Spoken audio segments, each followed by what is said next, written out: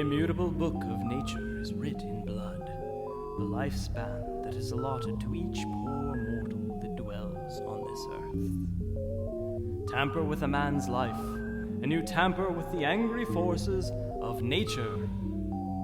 Justin Westrum chose to permit himself the luxury of murder to appease his greed, and exposed himself to the inexorable focus of nature's vengeance.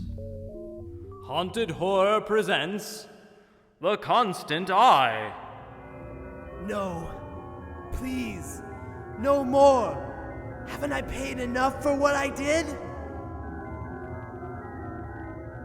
Close friendship is often like a beautiful flower. For as long as it lasts, it is a good thing to see. But as the flower withers and dies, so too does the friendship die. Partner, lifelong friend, Mack, I propose a toast to the two of us. May we never be parted, as in life, may we be one to the death and beyond.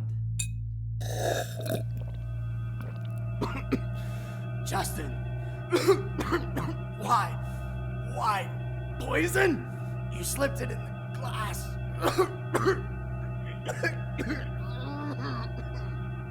Sorry, Mack. It had to be. The business isn't big enough for the both of us. This was the only way. In that small instant between life and death, Mack Wilson smothered the pain which tore at him. He summoned the shreds of life that remained to him, fighting off the death rattle so that he might hurl a curse at Justin Westrum. I curse you, Justin. May your turn to rot come soon for taking my life. May the money flow through your fingers like water. May I'll hold you to your toast, Justin. I'll be your companion to the death and beyond. We'll never part. I'll keep an eye on you. Checking Mack Wilson's pulse, Justin pronounced his business partner deceased. Why doesn't his eye close? Why does it follow me like that? I know he's dead. He can't touch me now. Justin worked fast. He carried Mack's body through the brush. He loaded Mack's body in the boat and rowed out into the mist. Ah, you're a heavy man, Mack. And a stubborn one, too. Keeping that eye of yours open won't change things any. So long, Mack. This is the end. From here on in, it's a watery road for you. Goodbye, pal. As Mack's body slipped below the surface of the lake, Justin Westrum got the first of many shocks that were to be his. For it seemed to Justin that the whirlpool had formed and taken unto itself a configuration that was awesome in its detail. No, Mack. Stop it. Take your eye with you. Into death. Don't leave it behind to torture me. In the light of the moon, Mack's eyes sparkled and swirled in the lake water. Just my nerves, that's all. I gotta get back to the cabin. That's all I need. And I'll be alright. Justin Westrum frantically rowed his boat ashore away from the watery eye.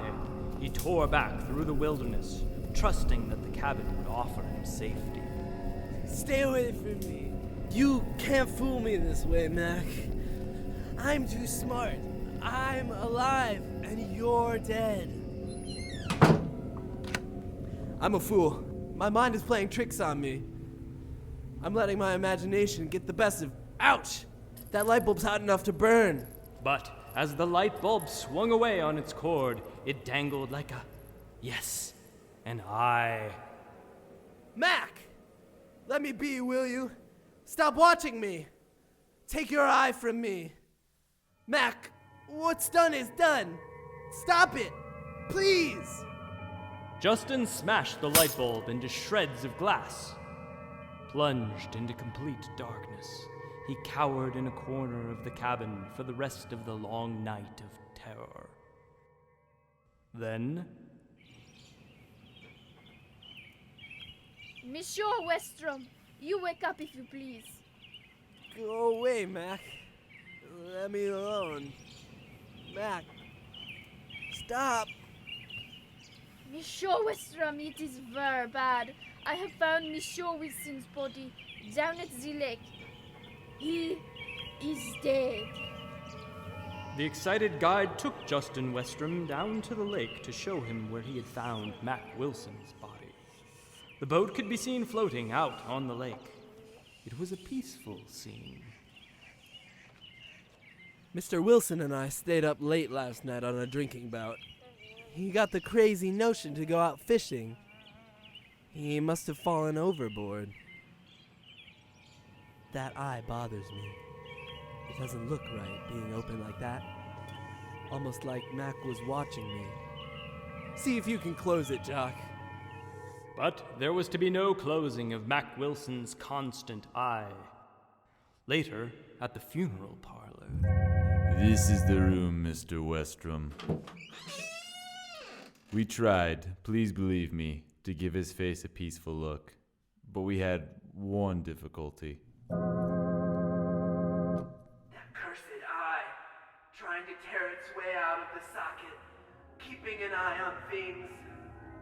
Mack Wilson's not the kind that gives up easily. Justin Westrum had no peace in the days that followed. The constant eye was everywhere. A hard-boiled egg in his hand became a fluid, twisting eye. A cake of soap became a wet eyeball that squirted out of his hand. Justin could take it no longer. He went out to the cemetery and stood trembling before Mack's grave.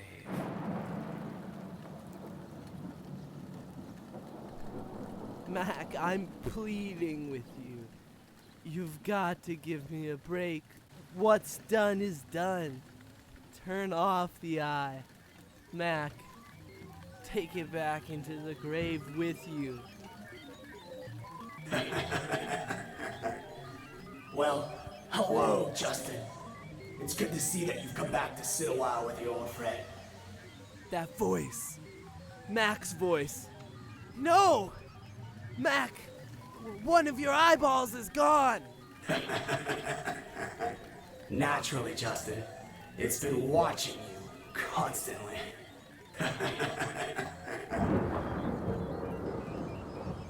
Justin ran blindly through the cemetery, his feet sinking into the soggy graves.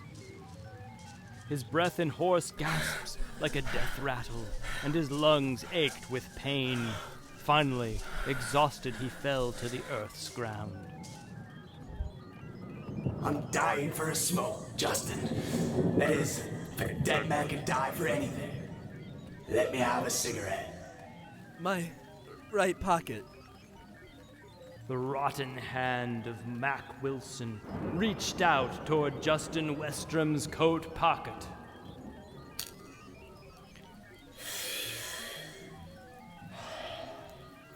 Your heart must have been strained somewhat by that little run, Justin.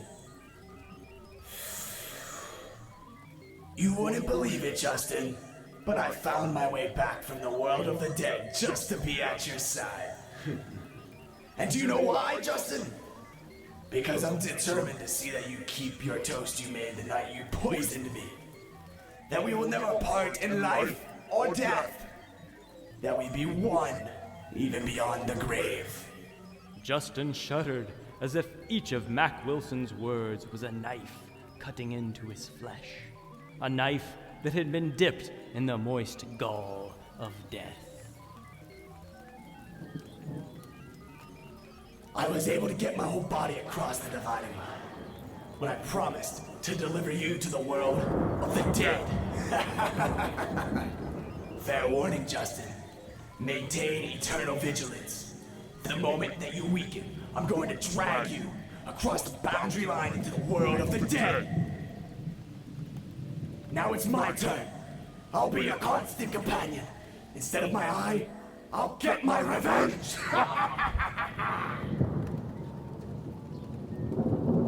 Justin Westrum struggled to his feet and lashed out at his decaying tormentor.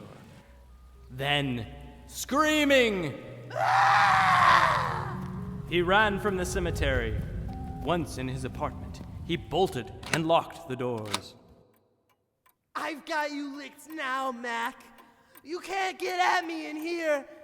I'll beat you at last. I'll hole up in here until your world freezes over.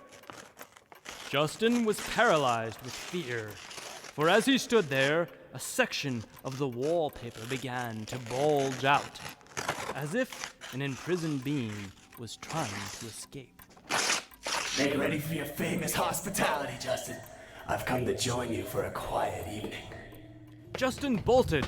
He tore out of his apartment, down the street, and grabbed a cab in hasty panic. The cab roared away from the curb, shot through the city streets, barely missing accident after accident. Hey, what gives, cabby? Are you trying to kill us or something? You better drive more carefully. Say, wait a second. Mack! If I can't get you one way, Justin, I'll get you another. I'm a patient man. Justin lunged over the barrier that separated him from the front seat. He grappled with Mack Wilson as he reached for the emergency brake. It's no use, Justin. You'll pay for your life for poisoning me. No, you'll never get me! Never! The tormented Justin Westrum ran blindly, but the evil, foul cadaver of Mack Wilson was everywhere. He was in the air that Justin struggled to suck into his lungs. He was in the ground under Justin's pounding feet. There was no escape. Mack's words echoed with the finality of truth and death. You're weakening, Justin. In a little while, you're going to come to me and beg me to take your hand and lead you across into the world of the dead. Justin Westrum was exhausted, drained of hope and of strength. Seeking refuge, he slumped against the moist brick wall of an alley. There is no place left for me to hide. No matter where I go, in what dark corner, Mack's eye is there to watch me. Justin felt a choking feeling mounting within him. An inner dam burst, and his pent-up fears and frustrations spilled over in a terrible rage. Justin Westrum rebelled against his fate. No, I won't give up. I'll fight and destroy. I'll kill again if I have to, but I won't go with the dead man. I'll blot him out.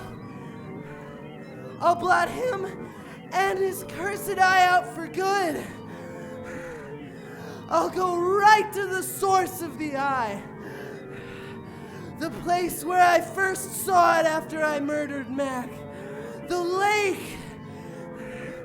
And in destroying the lake, I'll destroy the eye. To Justin's twisted mind, the origin of the constant eye lay in the waters of the lake. Faster than the blink of an eye, Justin hired a team of contractors to get to work. He intended to wipe that lake from the surface of the earth.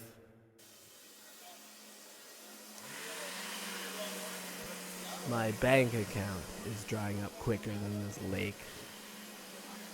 Yeah, she's a tough nut to crack, Mr. Westrum, and there's a good reason for it.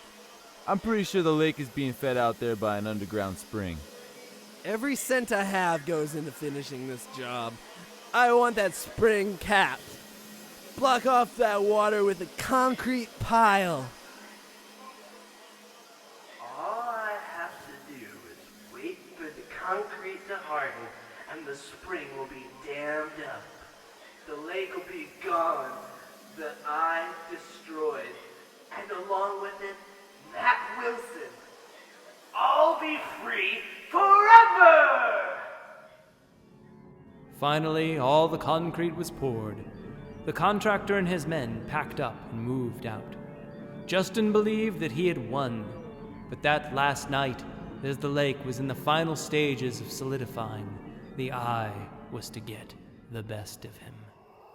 I want to know that I'm sealing the eye and Mack Wilson into the world of the dead. No! I'm going mad! It's not the moon in the sky. It's the eye! The eye! And all this was for nothing!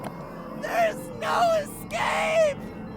I can't look at the eye anymore! Help! Help! Help!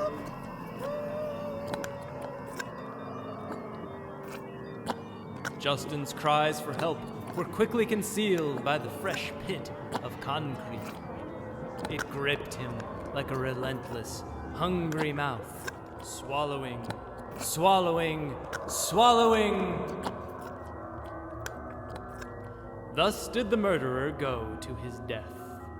He had been kept to the word of his toast of eternal friendship by the man he had killed, and Justin Westrum joined his victim in the world of the dead.